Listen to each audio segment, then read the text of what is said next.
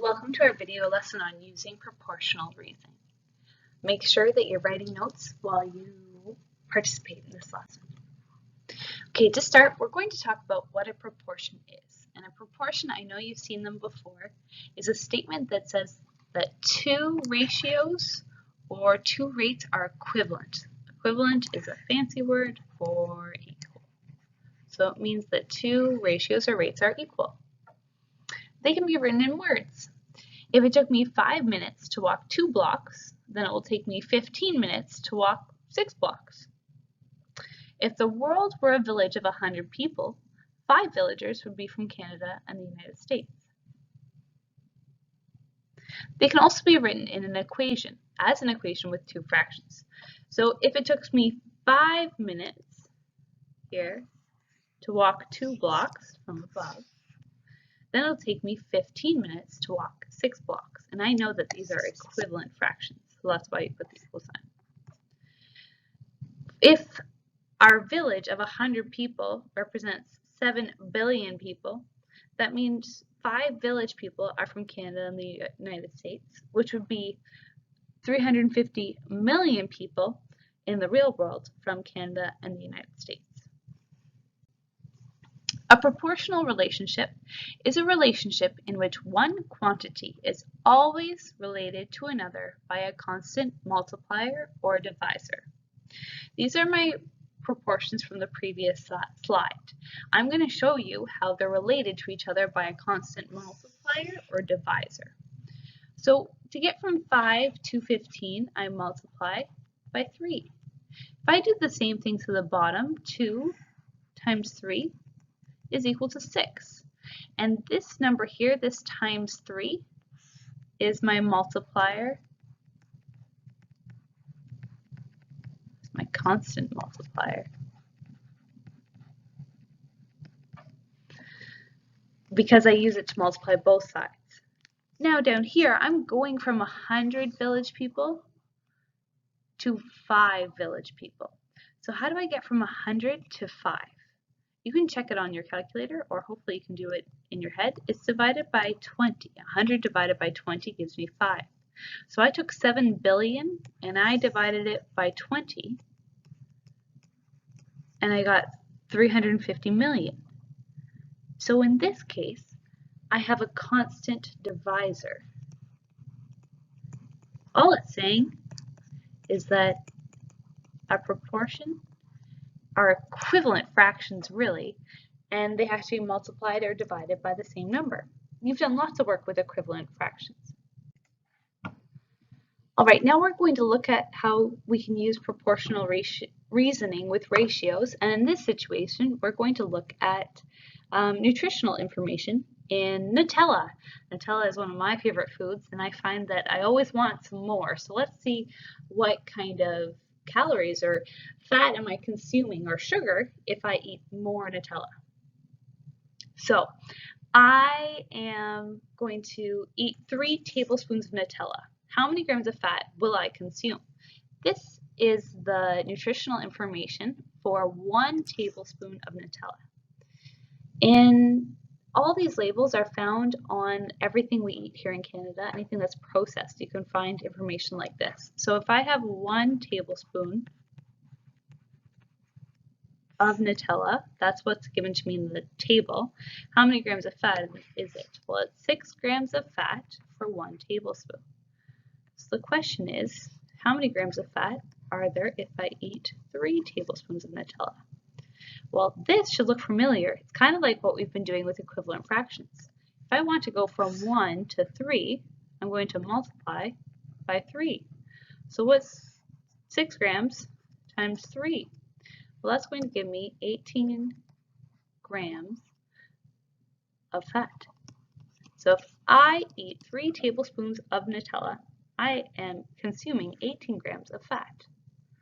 The next question says, how many tablespoons of Nutella does it take to reach 19 grams of sugar? So I need to get to 19 grams of sugar, but I don't know the tablespoons. So I'm going to look over here when I know that there's 1 tablespoon, which is given to me in the table, has how much sugar? 1 tablespoon has 11 grams of sugar. Well, the question is, how many tablespoons is it going to take to reach 19 grams of sugar? What I'm going to do is take 19 and divide it by 11. How many times does 11 go into 19? That gives me 1.72 repeated. So that means that 11 times 1.72 will give me 19. If I check it on my calculator, I get 18.92, which is an approximate towards 19 if you round it. So I'm going to do that to my numerator up here. I'm going to multiply it by 1.72. So 1 tablespoon times 1.72 will give me 1.72 tablespoons. So if I'm wondering how many tablespoons of Nutella it takes to reach 19 grams, it'd be 1.72. All right, let's look at how we can use proportions to identify proportional relationships. So in a proportional relationship, ratios are equivalent or equal to each other. So what we're going to do is try and figure out if these ratios are equivalent, so if they'd be equivalent fractions, and if they are, then it is proportional, and if they're not, then it isn't.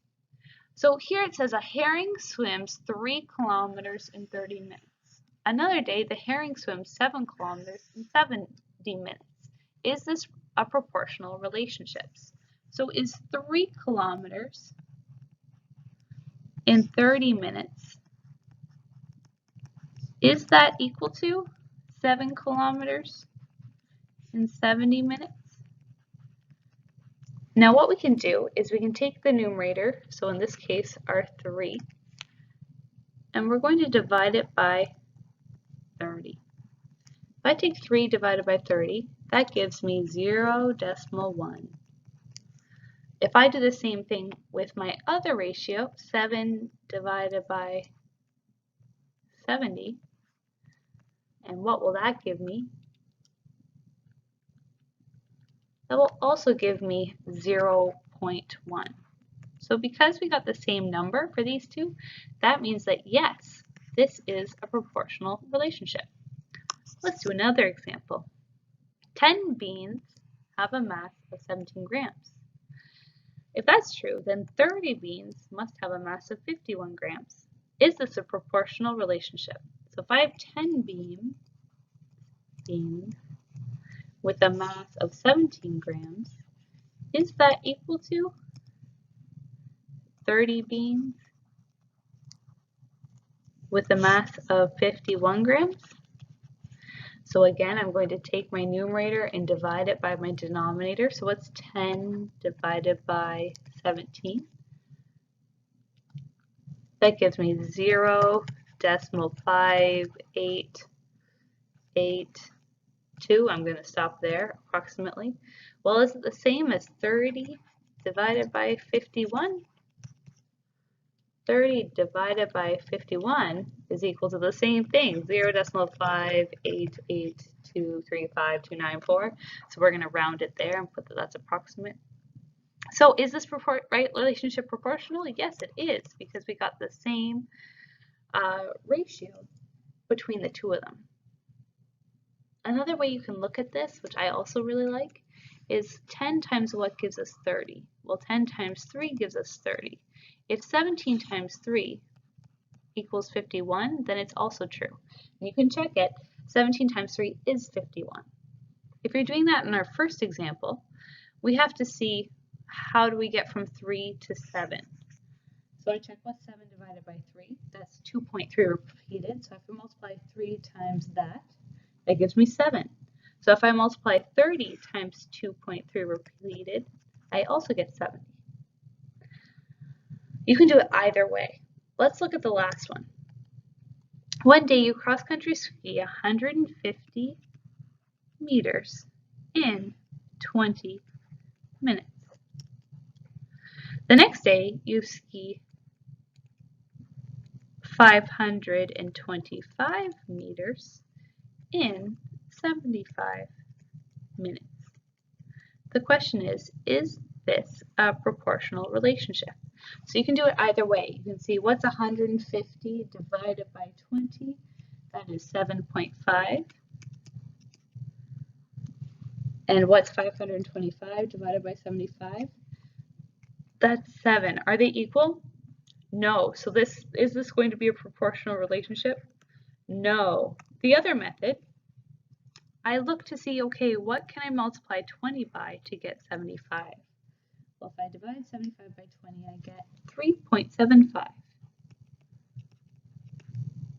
If I multiply 150 times 3.75, do I get 525? No, I don't get 525. I get 562.5. So is this a proportional relationship? No, it's not.